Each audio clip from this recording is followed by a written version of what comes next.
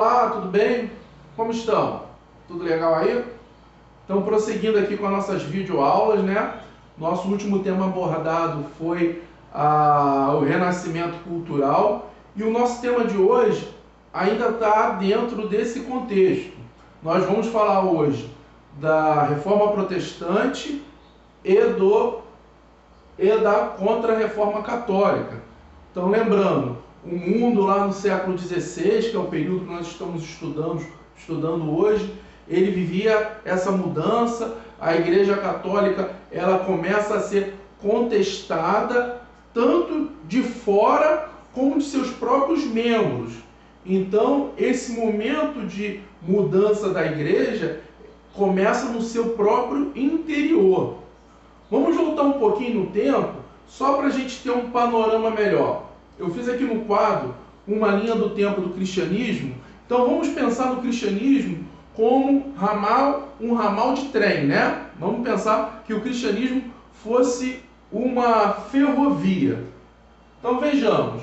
Então nós temos essa primeira linha aqui na horizontal, que a estação de partida está aqui em 33 da nossa era, 33 depois de Cristo. O que aconteceu nesse ano? Em 33, aí nós temos ali a morte de Jesus. Então, a partir da morte de Jesus, seus seguidores vão prosseguir com seus ensinamentos, né? Pregando o seu evangelho, né? A palavra evangelho significa lá, boas novas, vão espalhar essas boas novas e vão ser perseguidos. No ano de 67, nós temos aqui uma outra estação, né? O ano de 67 depois de Cristo, vai ocorrer um fato muito marcante, que é a morte de Pedro, do apóstolo Pedro. Então, para muitos, Pedro ele vai ser o fundador da igreja, né? Porque Jesus fala que vai depositar sobre Pedro a fundação de sua igreja. E aí Pedro ele vai morrer em Roma, ele vai ser crucificado lá no Vaticano, né? Onde hoje há a Basílica de São Pedro. Foi encontrado lá restos supostamente, né, que vão atribuir a Pedro. E aí nós temos início, né, ele vai ser tido como o primeiro Papa. Então nós temos início aí da Igreja Católica Apostólica Romana. Seguindo aqui na nossa ferrovia, nós vamos chegar aqui no primeiro ponto de desvio, no ano de 1054. A primeira grande ruptura dentro do cristianismo, quando o Império Romano, já por motivos administrativos, se encontrava dividido em Império Romano do Oriente, com a capital em Constantinopla, e Império Romano do Ocidente, com a capital em Roma. Pois bem, essas diferenças não vão ficar apenas na esfera política. Essa divisão ela vai também se transformar numa divisão teológica dentro do cristianismo. Então, no ano de 1054, há o chamado Grande Cisma do Oriente, a primeira grande ruptura do cristianismo. Nós seguimos de um lado ainda a nossa linha da Igreja Católica Apostólica Romana, com a sede em Roma, e nós já temos aqui um outro ramal da Igreja Católica Ortodoxa Grega, com a sua sede na cidade de Constantinopla, atual Turquia. Por que o nome Ortodoxa Grega, se a sede é em Constantinopla, não na Grécia? Porque a cidade de Constantinopla foi construída num local onde existia uma colônia grega, a antiga Bizâncio. Daí o nome Igreja Grega, tá bom? Seguindo o nosso ramal católico romano, nós vamos chegar no ano de 1517. No ano de 1517, vai surgir um monge católico, agostino, né? Ele fazia parte da ordem dos agostinos, Martinho Lutero. Lutero, ele vai começar a contestar uma série de coisas que ele via errado dentro do catolicismo, tá bom? E aí ele vai fazer, através disso, vai ocorrer a segunda grande ruptura dentro do cristianismo. A gente vai ver aqui mais aprofundado mais à frente. O nosso ramal aqui de Lutero, ele vai chegar aqui à linha chamada protestantes. E no ano de 1533 surge uma nova figura, João Calvino, um francês que tem toda a sua vida vinculada à Suíça, tá bom? E a partir de Calvino, ele vai se converter às ideias de Lutero e vai desenvolver também ideias próprias. A partir de Calvino, ó, vejam aqui, ó, começam a haver várias ramificações desse tipo de cristianismo protestante para a França, Inglaterra, Holanda. Então, vários países, Suécia, vários países, principalmente do norte europeu, vão absorver os ensinamentos de Calvino e vão começar várias subdivisões desse movimento protestante, até chegar aqui no Brasil, quando nós conhecemos eles como evangélicos, tá bom? Nós temos uma outra linha aqui secundária, que sai também de dentro do catolicismo, no ano de 1534, a linha da Inglaterra. Então, no ano de 1034, o rei Henrique VIII, por motivos pessoais, também políticos, rompe com a Igreja Católica e funda uma própria igreja, a Igreja Anglicana, que é uma mistura do catolicismo com as ideias protestantes. Mas vamos ver aqui mais a miúdo. É só para a gente ter ideia, né? Como se fosse um ramal de trem. A linha, a história do cristianismo. E aí vai subdividindo. Isso aqui a grosso modo. Tá bom?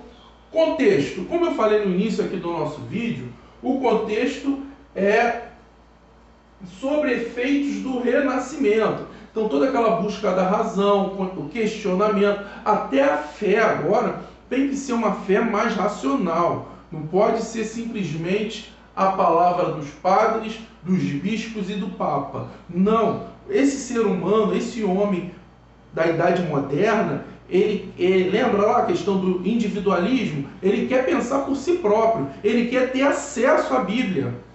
Lembrando que nesse momento a Bíblia era escrita em latim. Somente o clero católico tinha acesso às escrituras e passava para o povo a sua interpretação. Esse momento é um momento de ascensão, né, da burguesia. Então a burguesia também tinha um anseio religioso, não só um anseio socioeconômico de se posicionar melhor dentro da sociedade, mas também um anseio religioso, onde uma religião que se encaixasse mais de acordo com seus ideais. Lembrando que o catolicismo, ele condenava a usura, que era o lucro, né, que era o empréstimo com juros, porque a gente dizia, né, que o tempo pertencia a Deus, então a pessoa ganhar dinheiro somente com o tempo era pecado, porque o tempo era de Deus. Então, esses burgueses também queriam uma religião que não atrapalhasse os seus interesses econômicos e também não acusasse a sua consciência. Nesse momento, assim, um pouquinho antes, lá no século XV, houve a criação da tipografia, ou a criação da imprensa, por um cara chamado Gutenberg. Então Gutenberg ele vai desenvolver um equipamento, né, por meio de letras e números de metais, né, os tipos móveis, onde ele vai fazer em larga escala a impressão de livros. Os livros até então eram todos manuscritos, então o livro era muito caro. Então, com a invenção dessa tipografia ou a invenção da imprensa, os livros vão ficar muito baratos, inclusive a Bíblia. Tá? Esse é esse contexto da reforma. É um mundo em ebulição, querendo mudanças, querendo novidades, querendo reformas. Tá? Um desses homens que queriam reformas, que não se contentava com as explicações simples, é um cara chamado Martinho Lutero, tá? Teólogo alemão, eu botei ali alemão entre aspas, por quê? Sabemos que a Alemanha ela só vai se consolidar enquanto país a partir do final, metade do século XIX, 1871, né? Com a unificação daqueles reinos germânicos. Então ele nasce numa região onde hoje é a Alemanha, tá bom? Ele vai estudar teologia, então fica como indicação aí para assistir um filme maravilhoso que tem aqui no YouTube, que é Lutero, tem toda a trajetória da vida dele e narra logo no início um fato curioso, onde ele atravessando um campo, uma terrível tempestade, e aí ele vai orando, rezando, pedindo por Deus para que poupem a vida dele e que se ele fosse poupado, desculpa, ele ia se dedicar à igreja, ele ia se tornar um sacerdote. Então raios caindo ao lado de Lutero. Por fim, ele sobrevive a essa tempestade e ele resolve entrar na vida religiosa. Tá? Em 1505, ele vai fazer parte da ordem dos agostinianos. Então, são discípulos de Santo Agostinho. E Santo Agostinho, uma das premissas de Santo Agostinho é a questão da fé. Então, a pessoa vai alcançar a salvação por meio da sua fé. O que contraria um pouco os dogmas da Igreja Católica, que além da fé eu tenho que ter obras. E são essas obras que Lutero vai começar a questionar. Tá bom? Ele vai começar essas críticas contra a Igreja Católica. Quais eram essas críticas? O que ele critica? Primeiro, o que é importante que a gente fique aqui com o entendimento claro. Lutero ele não queria a fundação de uma nova igreja. Ele não queria romper com a Igreja Católica. Ele queria reformar. Daí o nome do movimento, Reforma Protestante. Ele queria uma reforma. Só que ele não foi aceito. Essas reformas não foram aceitas. E aí ele vai ser obrigado a romper. Tá? Vamos ver aqui quais eram as críticas. Isso é importante a gente ter em mente. Pontos principais. Prestem atenção. Ele criticava uma coisa chamada simonia. O que era a simonia? A simonia era a venda de relíquias. Por exemplo, se vendia espinhos, supostos espinhos, que pertenceram à coroa de Cristo. Então iam religiosos católicos de vila em vila, aldeia em aldeia, de burgos em burgos, vendendo esse tipo de relíquia. Lascas da cruz, ossos de santos, para patrocinar a construção de igrejas. E aí há um avanço muito grande dessas vendas, quando começa, nós vimos lá na aula passada de Renascimento, a construção da igreja da Basílica de São Pedro, lá no Vaticano, para ser a sede da Igreja Católica. O Papa lá, Júlio II, vai encomendar, inclusive Michelangelo, Rafael, fizeram parte do projeto da Igreja de São Pedro. Então, a igreja precisava, Basílica de São Pedro, perdão, a Igreja Católica precisava de recursos financeiros. Então, essa venda dessas relíquias servia para isso. Relíquias falsificadas. Olha aí, pirataria. Lá atrás, 500 anos atrás, pirataria. Vê se pode. Uma outra crítica de Lutero era a corrupção dentro da igreja.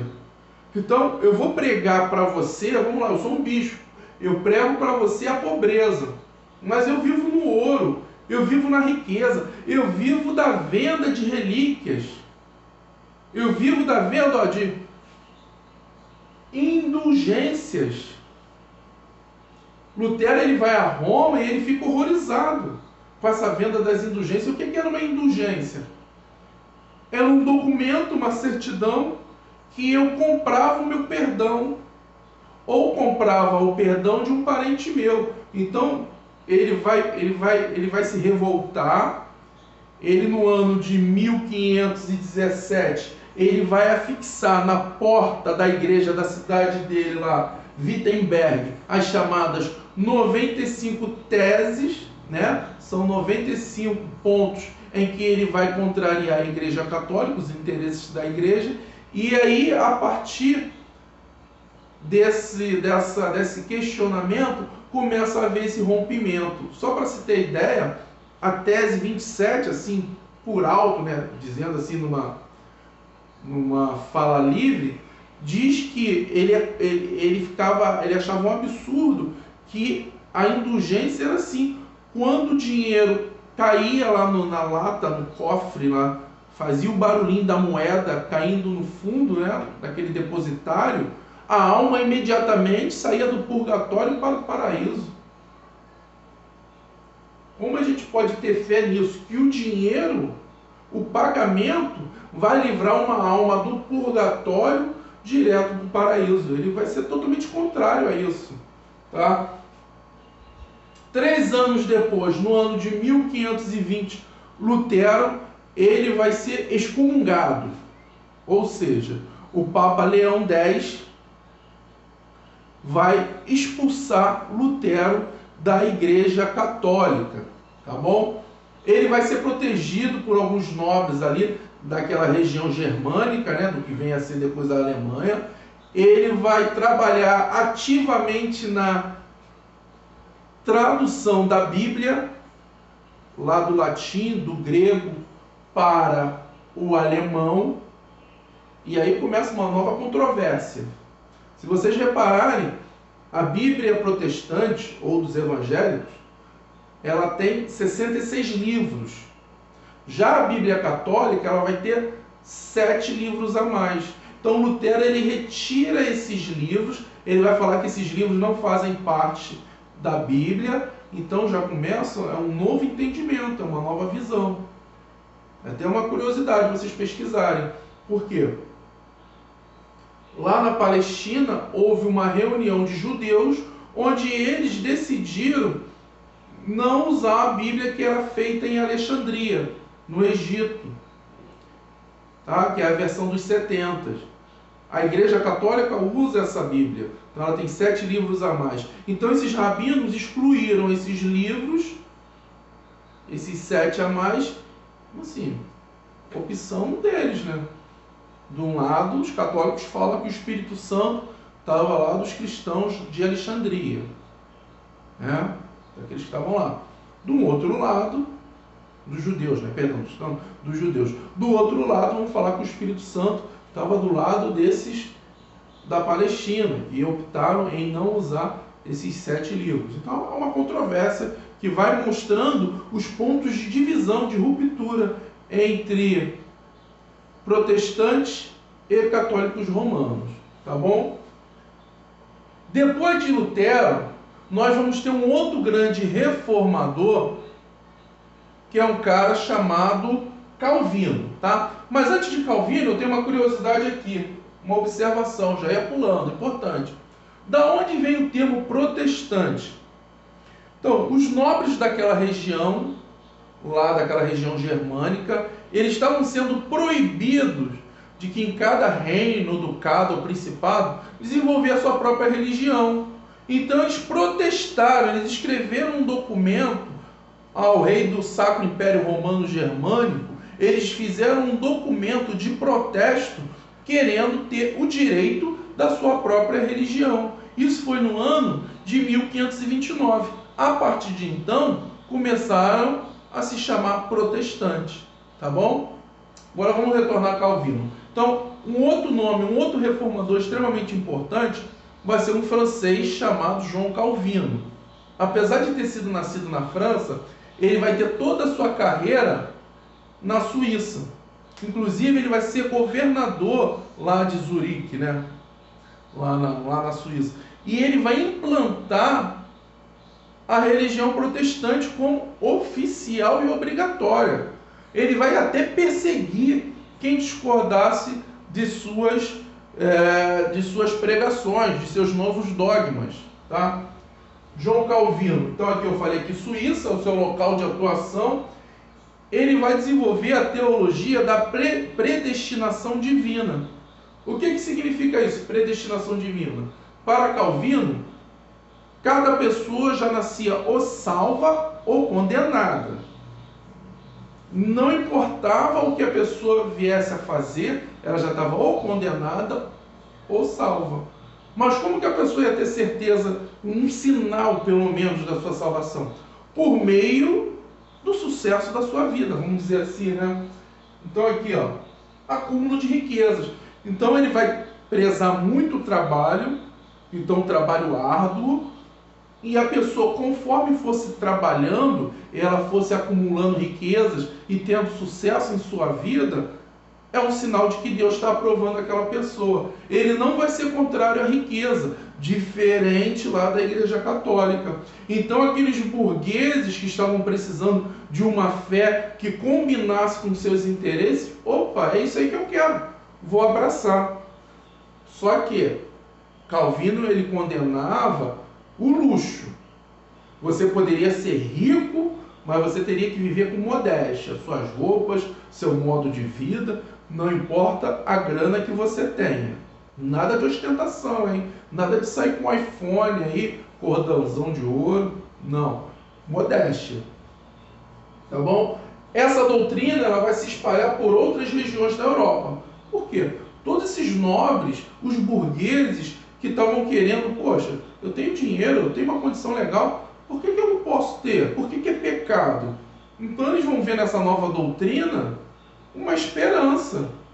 Porque eles não estavam negando a Deus, eles só queriam um tipo de doutrina que fizesse parte, que fizesse sentido para a razão deles. Lembra lá do Renascimento, o uso da razão? Num outro país extremamente importante, essa reforma ela vai chegar com uma particularidade. Tá? Eu estou falando aqui da Inglaterra. Então, na Inglaterra, vai surgir uma igreja chamada a Igreja Anglicana. E por que surge essa Igreja Anglicana? Porque o rei Henrique VIII, ele estava querendo fortalecer o seu poder real, né? O absolutismo. Vão ser dois exemplos, apesar de ter um parlamento forte lá inglês, ele e a filha dele, né? A Elizabeth I, vão fortalecer o absolutismo inglês nesse período. E eles viam a igreja, ele principalmente via a Igreja Católica como um grande obstáculo dessa unificação de poder, porque a Igreja Católica era dona de muitas terras e outra. Era um cara estrangeiro, né, lá em Roma, mandando, influenciando a vida dentro da Inglaterra. Então nós temos esse primeiro problema. Um outro problema é mais particular. Pois Henrique VIII, ele era casado com Catarina de Castela, tá? Espanhola, né, vamos dizer assim, católica. E ele queria se divorciar dela. Por quê? A Espanha era a grande inimiga da Inglaterra naquele momento, e ele queria se casar com a concubina, né, ele queria se casar com a dama de companhia da rainha, da Isabel, que era Ana Bolena. Então a Igreja Católica não permitiu o divórcio, como não permite até hoje. Então ele vai chegar lá no parlamento, vai fazer um acordo, e o parlamento autoriza, através do ato de supremacia, a separação de Henrique com Catarina.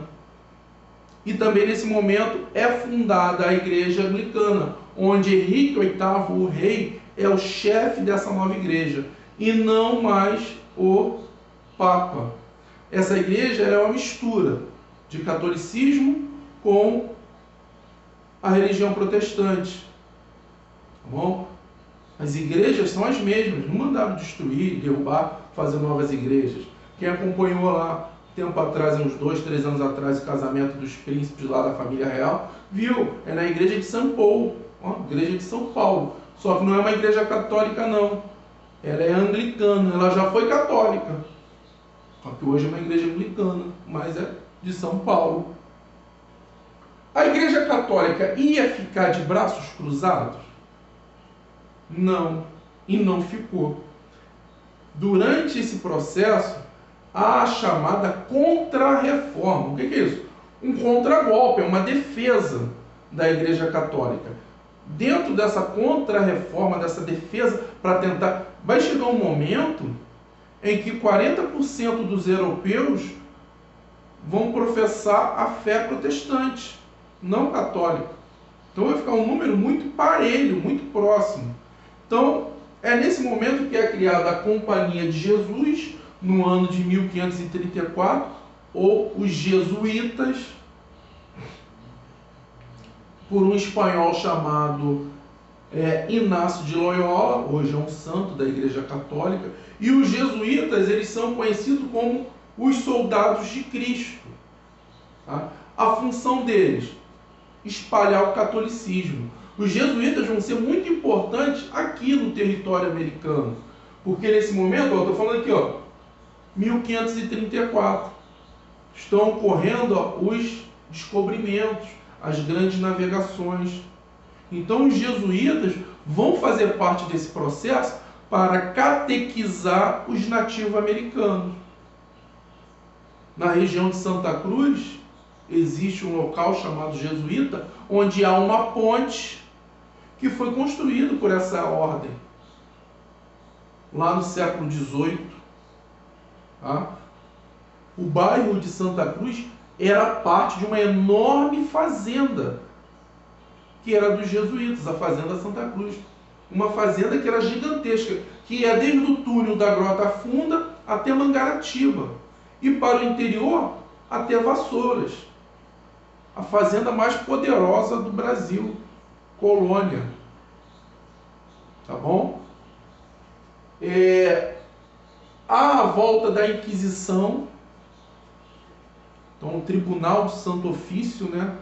Principalmente na Espanha e em Portugal, onde a igreja vai perseguir seus opositores através do Estado, com o apoio do Estado, vão interrogar, torturar e matar pessoas, contrária às ideias e aos interesses da fé católica e dos estados católicos.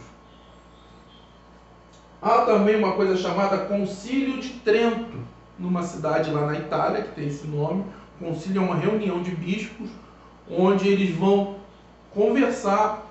Devemos manter os dogmas, devemos mudar, o que temos de fazer para barrar essa reforma protestante.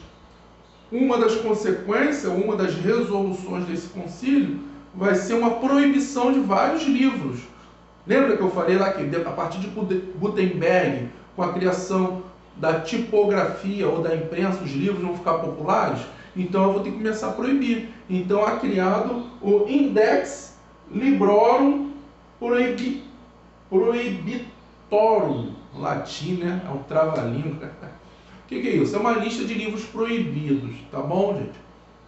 Então, isso aí vai mergulhar a Europa numa guerra, a chamada Guerra dos 30 Anos, tá? Muitas pessoas vão morrer. Eu falei para vocês agora há pouco que nesse período os protestantes chegaram a ficar numa proporção de 40%, eles vão recuar, tá? Vai chegar a 20% da população europeia. Muitos desses protestantes vão se abrigar no Novo Mundo, aqui nas Américas. Então, vão influenciar diretamente a colonização, principalmente da América do Norte. Tá? A gente vai ver mais à frente, num próximo vídeo. Tá? Eu espero que tenha ficado tudo tranquilo, tudo claro sobre esse momento histórico que mudou completamente a face do nosso planeta e a história da humanidade. Tá bom? Fiquem com Deus. Até o próximo vídeo.